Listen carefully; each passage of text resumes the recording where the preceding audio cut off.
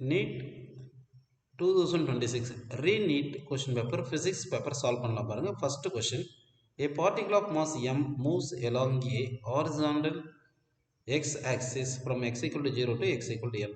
The coefficient of kinetic friction varies as a function of x as mu of x equal to mu naught minus alpha x, where mu naught and alpha are constants of appropriate dimensions, so that mu of L equal to 0.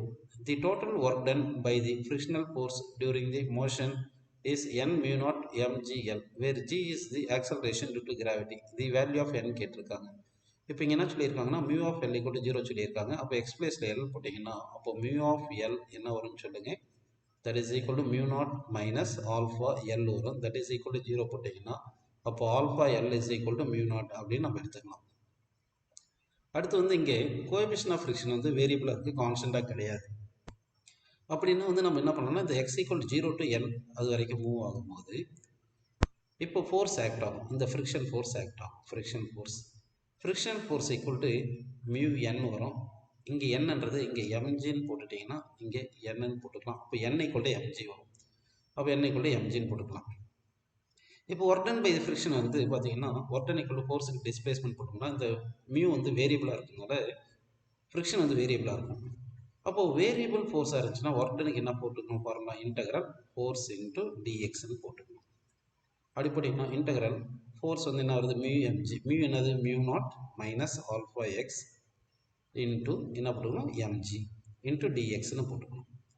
இப்போ இது integrate பண்ணணும். Integrate பண்ணிங்கன்னா 0 to L integrate பண்ண போகிறீங்க. Mu not integrate பண்ணி MG வந்து காமனாக constant வெளியே எடுத்து வச்சுக்கலாம். மியூ நாட் இன்டெகிரேட் பண்ணால் மியூ நாட் டிஎக்ஸ் வந்து என்ன வரும் மியூ நாட் எக்ஸ்னு வரும் மைனஸ் ஆல்ஃபா எக்ஸ் இன்டெகிரேட் பண்ணால் ஆல்ஃபா எக்ஸ் ஸ்கொயர் பை 2ன்னு வரும், எக்ஸ் ஸ்கொயர் பை 2ன்னு வரும். ஓகேங்களா? ஓகே, இது வரைக்கும் உங்களுக்கு புரியுது. இப்போ நம்ம என்ன பண்ணலாம்னா லிமிட் சப்ஸ்டிட் பண்ணலாம் 0 to L அப்படி சப்மிட் பண்ணலாம். லிமிட் சப்மிட் பண்ணோம்னா அப்போது work done is equal to MG into upper limit substitute பண்ணால் எல், இங்கே எல் போட்டுடலாம்.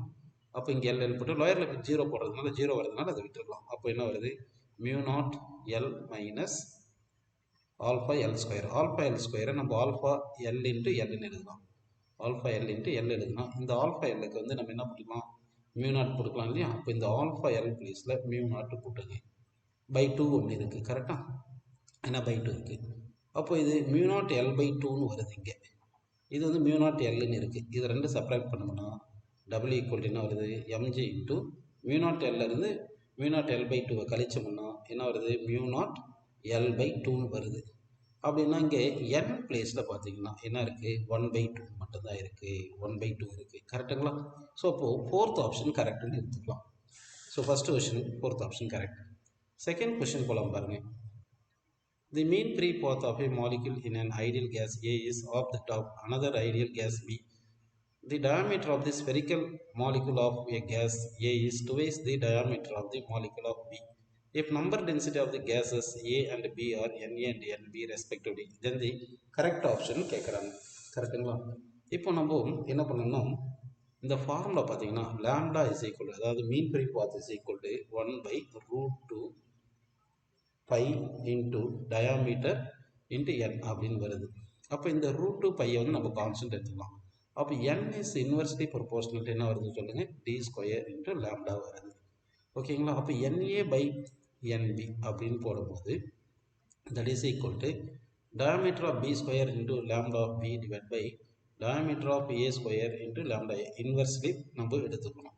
ஓகே, இப்போ diameter of B A is twice the diameter of B சொல்லியிருக்காங்க. அப்போ A வந்து டுவைஸ் தி B சொல்கிறாங்க. அப்போ DB ஸ்கொயர் போட்டு DAக்கு வந்து டுவைஸ் தி DB போடணும். அப்போ ஸ்கொயர் பண்ணிடணும், DA ஸ்கொயர் இல்லையா? அப்போது 2 ஸ்கொயர் பண்ணால் 4 வந்து DB ஸ்கொயர் வந்துடுது. அதாவது diameter of A equal to twice the diameter of பின்னு போட்டுருவோம். அடுத்து லாம்டா பின்னு அப்படியே போட்டுட்டு லாம்டா ஏக்கு என்ன பண்ணோம், லாம்டா ஏ என்ன சொல்லியிருக்காங்க of that of another ideal gas பின்னு இருக்காங்க. அப்போ லாம்டா பி பை 2ன்னு போடணும். அப்போது லாம்டா ஏ பிளேஸில் லாம்டா பி பை 2ன்னு போடணும். அப்போ lambda B cancel, diameter of B square cancel, இந்த 2 மேலே போயிடும். அப்போ 2/4ன்னு கிடைக்கும். ஸோ 2/4ன்னா 1/2. ஸோ இப்போ செகண்ட் கொஸ்டினுக்கு ஆன்சர் என்ன பார்த்தீங்கன்னா 1/2 அதாவது NA by NB equal to 1/2 வருது. அப்போ NA equal to 1/2 of NB.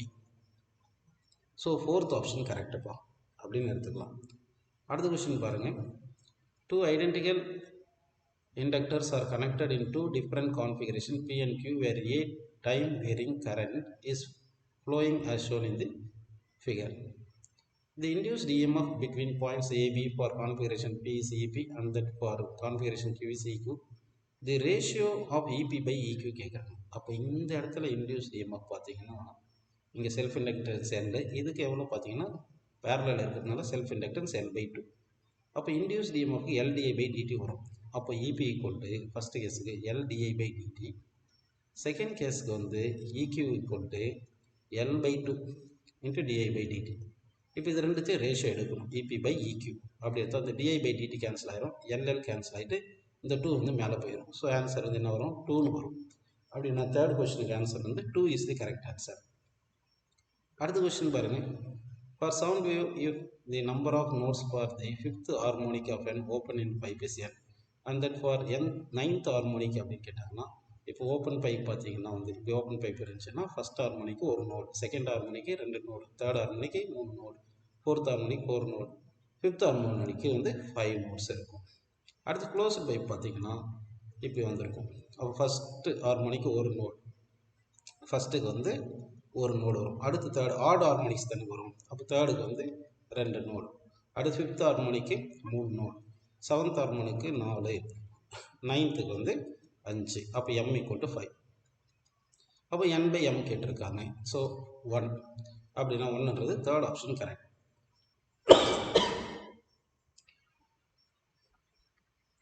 அடுத்த கொஸ்டின் போல பாருங்க. Consider long solenoid of length L and radius R if N is the number of turns per unit length and mu0 is the permeability of least with the inductance of the coil. அப்போ நமக்கு flux equal to Liன்னு தெரியும். ஃப்ளக்ஸுக்கு வந்து NBEன்னு போட்டுக்கணும். That is equal to LI. இந்த Nன்றது பார்த்தீங்கன்னா number of turns வந்து பர் யூனிட் லென்த் வந்து N/L. So N equal to N into Lன்னு போட்டுக்கலாம். அப்போ N பிளேஸில் NL போட்டுங்க, B0 பிளேஸில் mu0,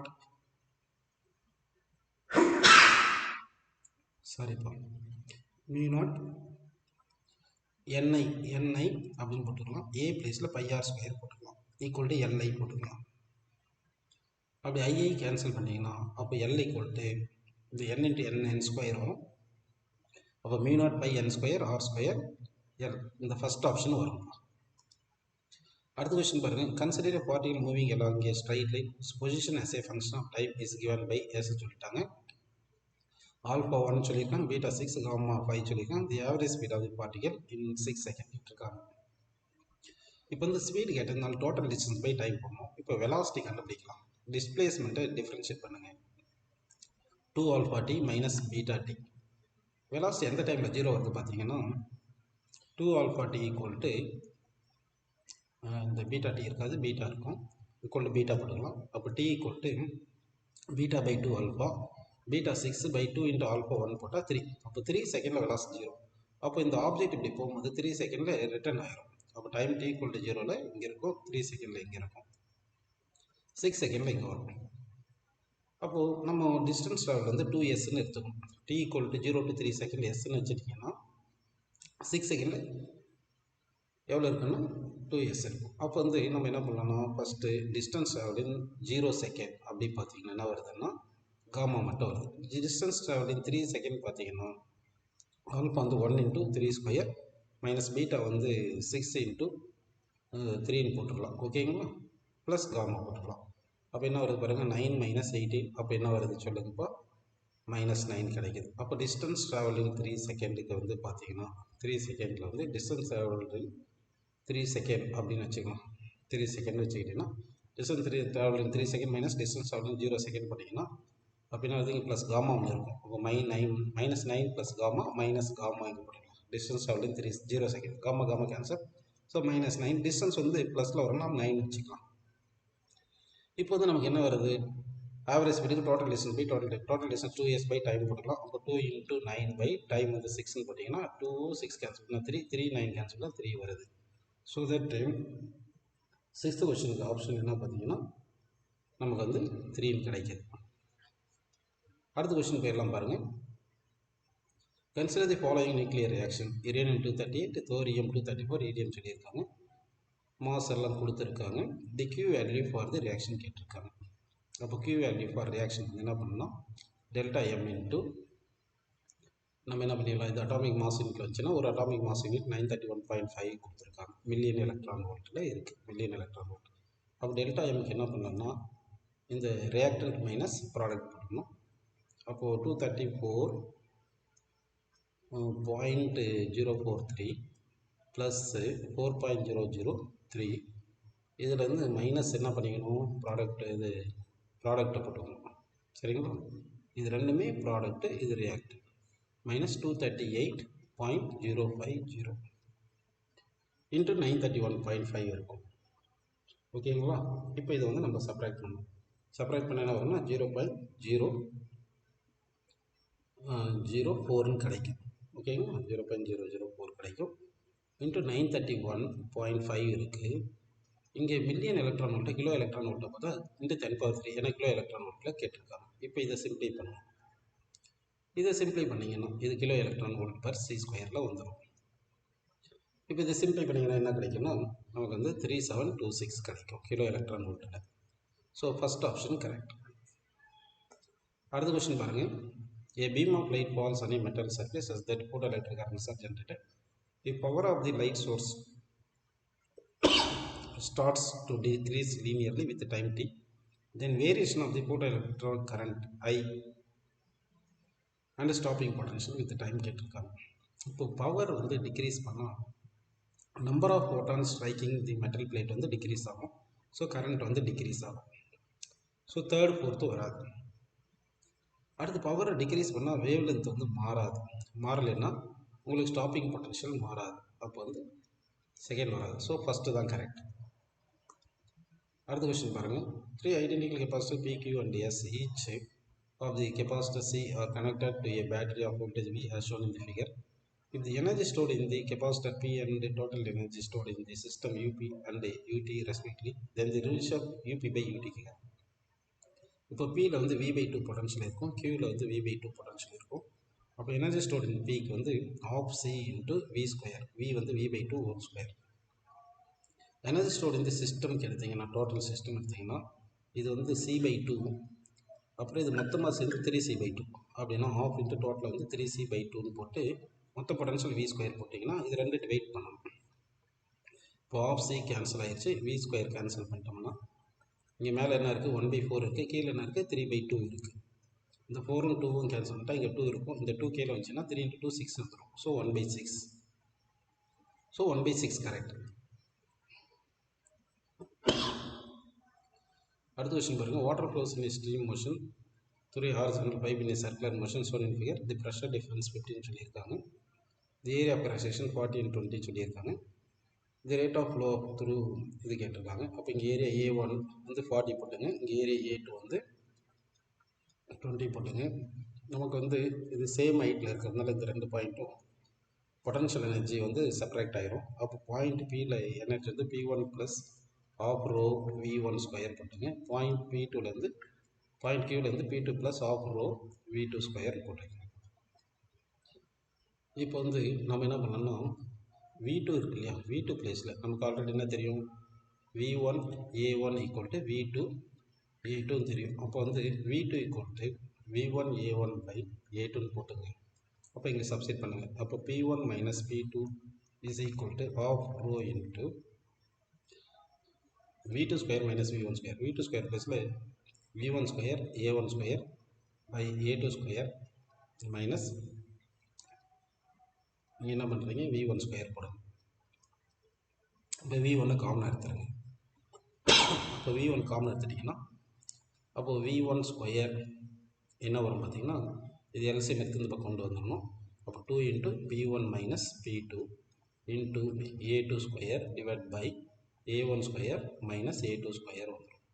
இப்போ இந்த ஸ்கொயரை கேன்சல் பண்ணிங்கன்னா ரூட் எடுத்துடலாம். இப்போ போத் சைடு A1ல் மல்டிப்ளை பண்ணுங்கள், A1ல் மல்டிப்ளை பண்ணுங்கள். இப்போ V1 இன்ட்டு A1 தான் ரேட் ஆஃப் ஃப்ளோ. அப்போது rate of flow equal to A1 எவ்வளோ சொன்னாங்க 20 சென்டிமீட்டர் ஸ்கொயர் சொல்லியிருக்காங்க, அது மீட்டர் ஸ்கொயரை மாற்றினா 20/100 சாரி 10 பவர் 4 வரும். Into 2 into P1 minus P2 P2 15 சொல்லியிருக்காங்க. இன்ட்டு A2 வந்து எவ்வளோ 20 ஸ்கொயர் போட்டு டிவைட் பை A1 வந்து 40 ஸ்கொயர் மைனஸ் A2 வந்து 20 ஸ்கொயர்னு போட்டுட்டு இதை வந்து இன்ட்டு 10 பவர் 6 போடணும். ஏன்னா வந்து சென்டிமீட்டர் கியூப்பில் கேட்டிருக்காங்க. 1 மீட்டர் கியூப் போட்டு 10 பவர் 6 சென்டிமீட்டர் கியூப். அப்போ இதை சால்வ் பண்ணிங்கன்னா Q = 400 கிடைக்கும். இப்போ 400 சென்டிமீட்டர் கியூப் பர் செகண்ட் அப்படின்னு ஆன்சரில் எடுத்துக்கலாம்ப்பா.